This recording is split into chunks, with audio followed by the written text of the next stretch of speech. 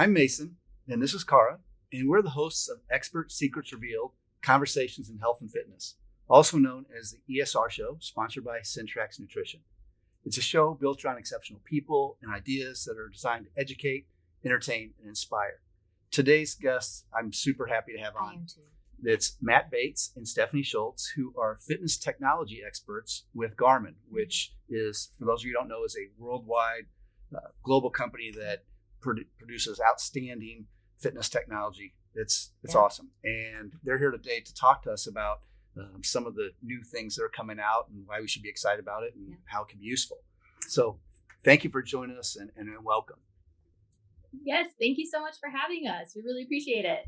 So one of the first questions I want to ask, like I like to think of myself as a little bit old school. And if you think back to old school technology, it was the basic stopwatch. Then came heart rate monitors and GPS that can help you measure speed and distance and things like that when you're running or cycling. Which was mind blowing at the time. Very true. Yeah.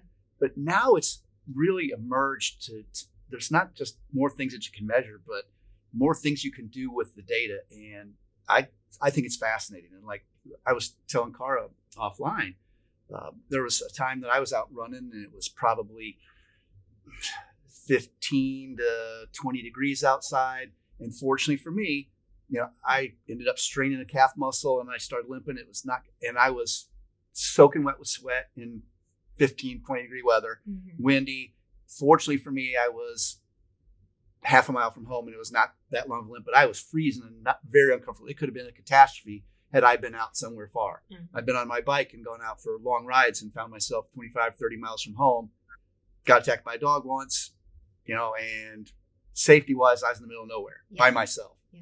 I know that you have safety features now built into some of your fitness technology that, I think is pretty amazing. Could you tell us a little bit about that and, how it's used and how easy it is to use and why you think it's important? Sure. Over the past few years, we've really taken a look at those safety features on a lot of our devices. So some of our wearables, some of our cycling computers, some of the big safety features that we've added and are really proud of is incident detection. So that will automatically send a link to your chosen emergency contacts with your location if you ever need help and if it ever picks up on an incident that has occurred.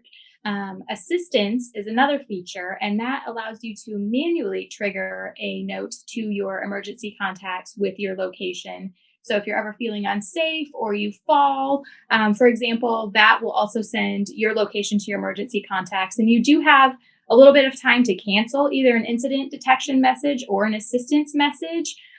So just, keep that in mind. It doesn't automatically send off if you are okay. You do have some time to cancel that.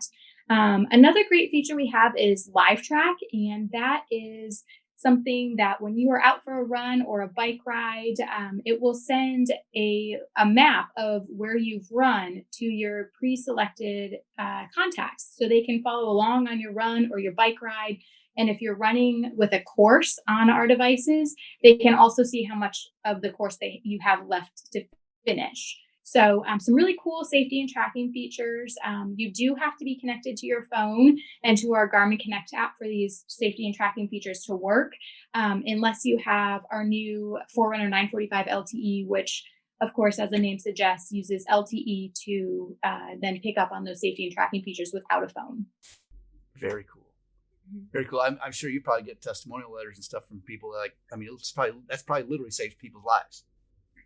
Yeah. And that's, Matt and I can both share personal stories about using this technology, but it is just really great peace of mind when you are out doing an activity and doing what you love. I love when the technology that you can see what other people are doing too. So you're kind of like in competition with everyone else. I love that kind of thing. And you can kind of see where you are in that too. I think that's pretty incredible. Or if you have coaches, they know if you're slacking or not. Well, that's true too. That's where it could get you into trouble. Accountability is a big piece of the puzzle, and your device doesn't lie. The data is the numbers are the numbers. It measures exactly what you did, so there's no hiding. One of the things we talks about measuring things you did. This is one of the things that I would love for you guys to comment and expound upon. one of the nice things about training for events or stuff, and the nice thing about their technology is that it's not just for professional athletes, although a lot of professional athletes do it, or collegiate athletes. I mean, it's recreational folks as well. Course, yeah. And I trained for long course triathlons and ultramarathons and things like that. And like you said, it doesn't lie. If I get injured and I've been tracking how many miles I've run and what intensity and what boosts in volume I've taken on, I can look and say, oh, that's probably what caused the injury. I can learn from that and make better decisions in the future moving forward. That's true too. And what I found out is sometimes I can contrast training now with what it was like in the past, because in the past I had a pretty good gut feel for what I was doing. But like he said, the data doesn't lie. Like, oh, I've got in this many miles. Like, oh, maybe you haven't. But all I know is when I start a run, I can click a button. And when I finish the run, I click a button, I click another button, and it syncs to an app, and it tracks everything, not just distance, but pace, the heart rate. It's awesome. And like he says, the data doesn't lie, and it eliminates the guesswork. You know what's working and what isn't and why, and if something's going wrong, you can pinpoint in all likelihood what kind of feedback do you guys get from that? I mean, that's just speaking from a user's perspective, but I mean, I'm sure you guys can expound on that. Can you elaborate? Absolutely. I mean, the numbers are the numbers. Data doesn't lie. So when people are training, it's, thinking back to, and you've mentioned this a couple of times, thinking back several years ago, even like 5 years ago, right? The devices weren't that as advanced as they are now. So you were still manually calculating your weekly totals. You're still working off of static training plans off of a piece of paper, and you're having to write it down and carry it. And it was very manual.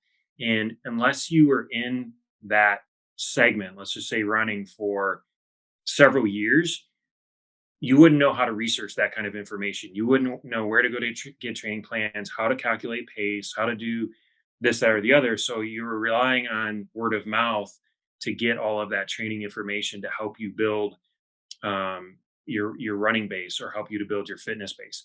Now, where we're going with our devices, we're giving you a coach on your wrist, or we're giving you a coach on your bike, and we're helping customers get through all of the scary stuff, trying to find a training plan. Do they need to talk to a coach? And it's more available to the new runners, and it's more inviting, and it's one of those perceptions of it's not scary. The numbers might not look great at the beginning, but they're not supposed to. That's just your baseline. And so it's also kind of a motivational, and it's, I mentioned accountability earlier. That is a huge piece. And so we find anecdotally, when people are talking with us outside Garmin, when they're wearing their Forerunner watches, it's almost like a badge of honor. And we like that, and we want to embrace that. And it's like, absolutely. Doesn't matter what you look like, what your shirt says, how far you've been running, how many years, doesn't matter. You're out there doing it, and you got a Forerunner. So high five, let's go do it. Go ahead. Right. Well, when you talk about technology, one thing that I wanted to ask you, because I think there are several people that deal with this, but I know, so when I go walking or I go jogging, I will get it's different technology on different devices, obviously. So I'll get a different read on one device than another device, right? And it's different brands, right? Can you explain a little bit about that and how that happens? Do you have to stay along the same brand? Is that better or? Yes, but no. More importantly, it's about, even like if Stephanie and I have the same exact device on, we're running the same exact course, our number could just be a hair off. The primary reason for that is called dead reckoning. So most courses are measured straight up the middle of the course, and that's how they calculate it. Now, when you think about when you go out and run, you don't run directly on a straight line. You bounce around other people. You drift off to one side because there's potholes or there's water stations, this, that, or the other. Every time you shift around, you're adding distance to your course or to your total. So when you're running with other people, if they don't shift as far, any little variance will show up in the final total. And it's all GPS based, and GPS doesn't lie. Perfect. So you were talking about some of the advancements in the training data, and obviously there's more ways to use this data. Can you talk a little bit about some of those advancements, like things like training effect and how people use that data, or VO2 max and how people use that data? Absolutely. Training effect is a really cool one because that measures the workout you just completed. So typically, or ultimately, you can tell how a workout went, and it provides you that information. So think about it like this: as you get into a training plan and you're trying to improve your fitness, you want to do specific VO2 max workouts or threshold workouts. And when you complete that, it's kind of an acknowledgement of like, yes, you actually completed an anaerobic versus aerobic type workout, so that it gives you insight into what you just completed. Whereas if you, again, it's about accountability. So if you go out and you do a tempo run and you're just kind of going through the motions, the numbers are going to show you that you didn't do what you said you were supposed to be doing. So it's kind of validating your workout you just completed. And then that ties into like your training status, but ultimately ties into your VO2 max, which is probably one of the single most important data points in your fitness, because really that is the defining data point of your performance, your fitness performance capacity. So the higher the number is really an indication of how much oxygen your lungs can ultimately take in and your body can take in, and quickly transfer that to your body to be used as energy. So a lot of users will go out and they, it's okay if it's an average number. Compared to a pro, they're going to have higher numbers, like up in the 60s above. Like I've seen some pros that are crazy numbers, and that's why they're professionals. So really, it's about VO2 max, single most important data point, and people can use that information because you can go find very specific workouts to improve your VO2 max, or a workout to improve your threshold. And when I say threshold, that's your heart rate, right? There's heart rate zones. So threshold, and then at the extreme, you're above your threshold. So really, in a quick nutshell, that's those two features there. Can you tell us a little bit about how your systems measure recovery time and why that's so important? Sure. So recovery time is really calculated using the training effect, as Matt had just talked about, of your recent activity, the amount of time remaining on your recovery time from a past activity. And so on our newer watches, it also takes into account things like stress levels, quality of sleep, training intensity, daily activity levels, all of which, again, are detected on our newer watches. And it gives you a data point, basically. So you get a big fat 0 if you don't need to take any recovery time at all. And that scale also goes up to 4 days. So if you've done a really intense regimen or workout, and the watch will suggest that you need 4 days to relax in between workouts. But we all know that, recovery matters, and inadequate recovery means a possible risk of injury. So as easy as it can be to maybe ignore the recovery time advisor, we definitely do take that into account, and it's a feature that we're really proud of to provide to people as well.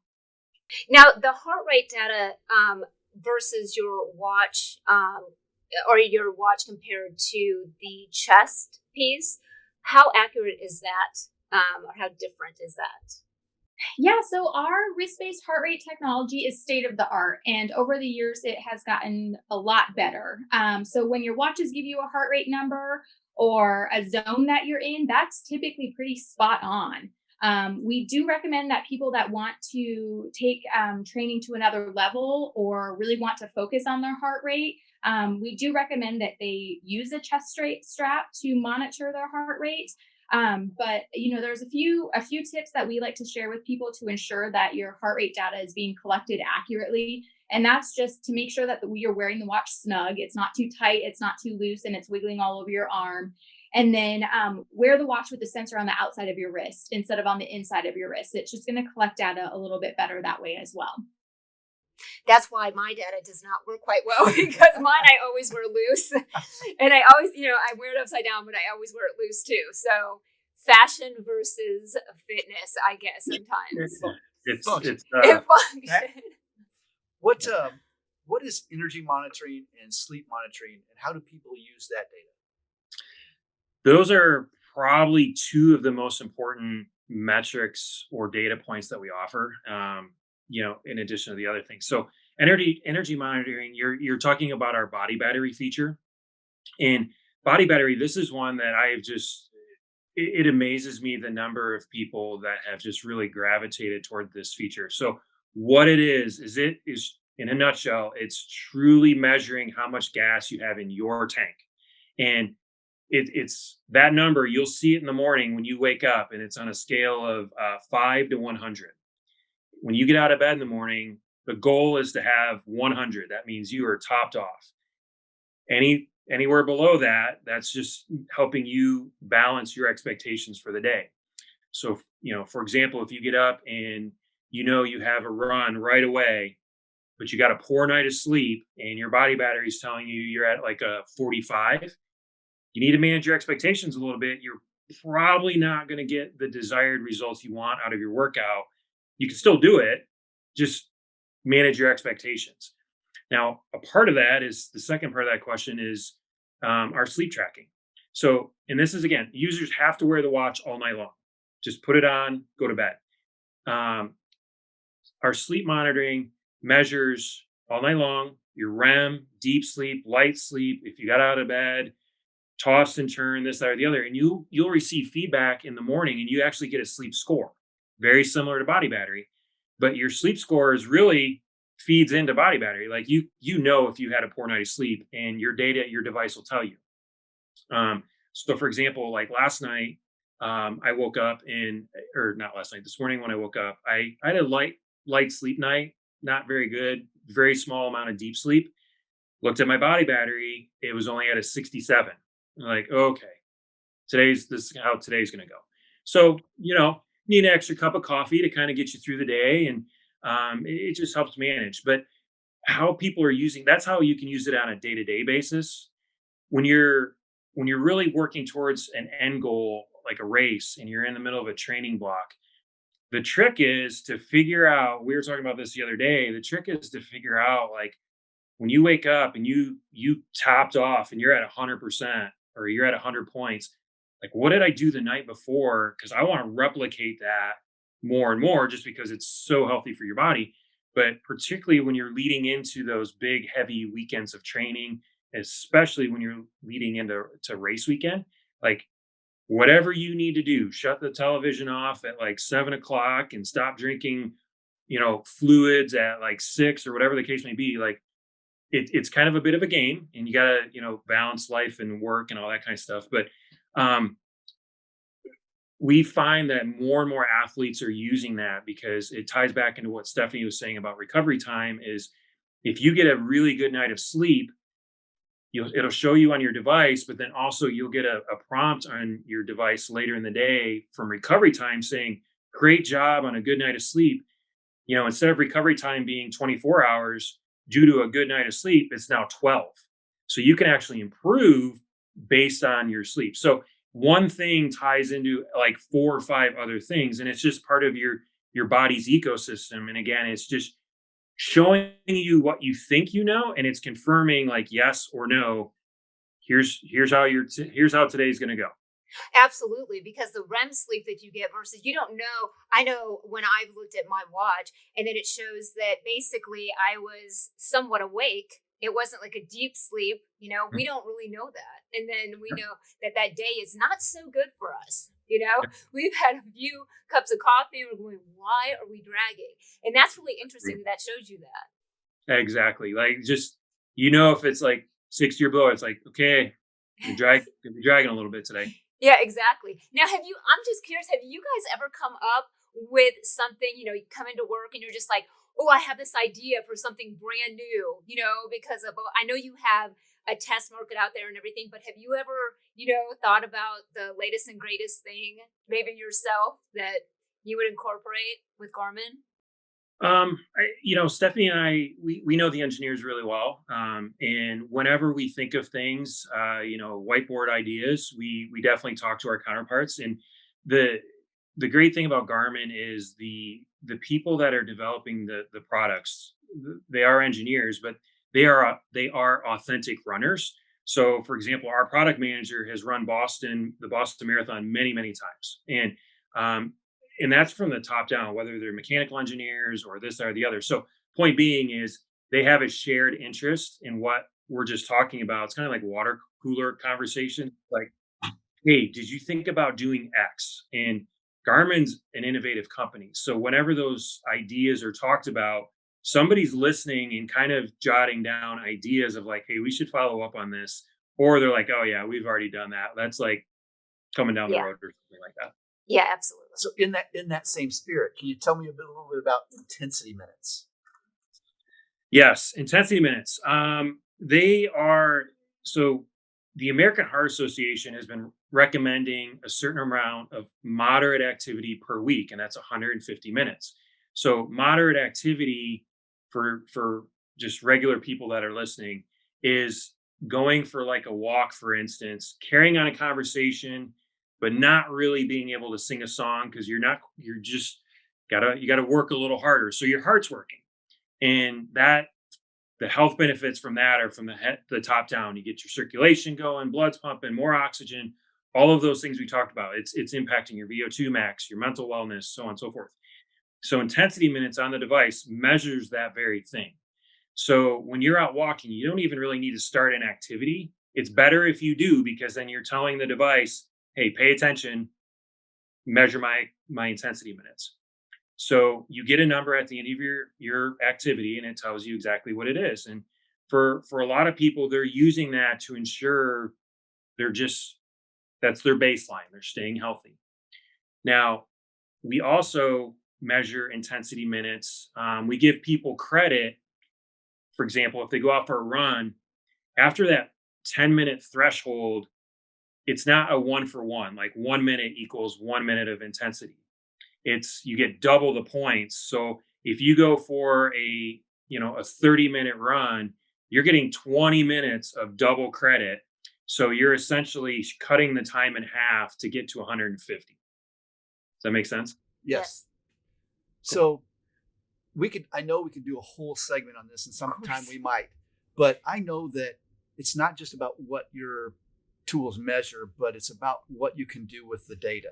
And I know that you have coaching apps and workouts that are built in, and I know we could talk, probably for hours about that, but since we're going to be tight on time for today, but is there anything that you could do to summarize or whet someone's appetite for the types of apps and coaching and synchronization type stuff that you guys make very easy to utilize?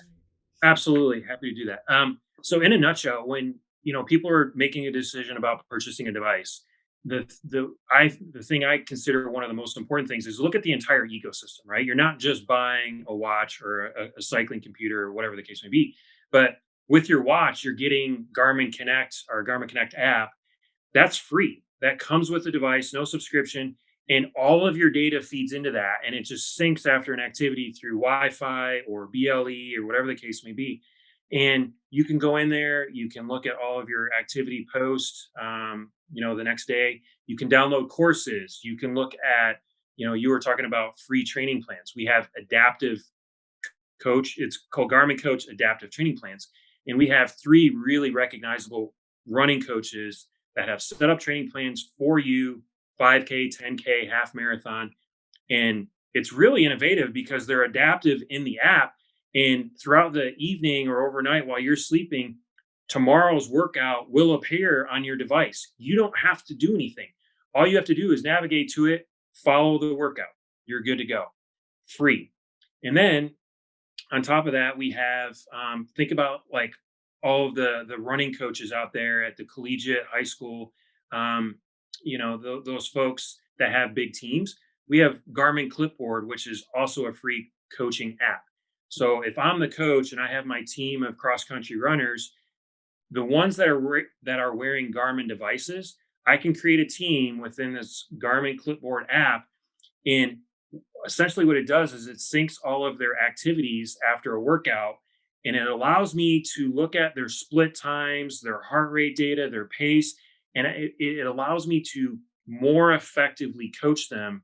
Whereas like A couple years ago, think about you're truly using an old school clipboard and a piece of paper and a stopwatch, and you might accurately be able to follow one or two runners, but not the entire team. Now you can do it snap of a finger. As soon as their device syncs, you're rolling. So between those and then the open API that we have with some third parties, like we know a lot of folks like to use platforms like Training Peaks, Trainer Road. Those are free. I don't. Their subscription on their side. From our side, just connect your Garmin Connect account to those platforms. Other ones like MyFitnessPal, if you're trying to add another layer of accountability in there and be a little more mindful of kind of the whole entire ecosystem. So there's lots of opportunities, and it's all seamless within the ecosystem. Well, I really appreciate you guys coming here because, I mean, we've talked a lot about like running, but I was talking to Cara ahead of time. One of the things that excited me most about sitting down with you guys is that this isn't just for runners. This is people who hike, people who walk, people who cycle, people who fitness enthusiasts. Fitness enthusiasts. Yeah. It's triathletes. Mm-hmm. I mean, it's across the board and it's applicable. And what he just described, I can't imagine how much better our high school teams could have been, or our college teams could have been. Had we had I'm dating myself here. Back in the day, I remember my college coach was an Olympian and world record holder at one point in time. And I remember doing a workout and he's like, count. Yeah. And right. You could check, you're in terrible shape. You didn't show up. You didn't put enough miles in the summer. I'm like, you're right. He didn't need GPS to tell him that or study. He was old school, but if I would have known, I would have been held accountable and data didn't lie, then I might not have tried my luck and I would have shown up in better shape come start of the cross country season. But anyway, I digress. A lot of things would change. A lot of things would have changed, but I love the broad appeal of the technology you provide. I think it's super simple to use. I love how you can use it and touch a button and all of that data is stored. And there's so many ways to analyze it. I think you guys do amazing things, and it's been a real pleasure. And I'd be happy to discuss the coaching stuff. I mean, maybe I'll do that in a different session, but I really appreciate all the time that you shared with us. How would people, where would you encourage people to go to learn more about you and your products? Yeah, our website features every single product that we have to offer. So I would highly recommend going to Garmin.com. There is a really cool feature where you can also compare wearables. So if you really aren't sure what you're looking for, but you kind of have an idea of what you want to use a watch for, you can easily compare wearables and also just learn more about a wearable line in general. Excellent. Well, thanks, Matt and Stephanie. We appreciate having you on. And for all the rest of you tuning in, you can find this podcast and many others on esrshow.com. And we'd like to thank our sponsor, Syntrax Nutrition. And you can find all their awesome products at syntrax.com. Thanks so much, and we'll see you next time.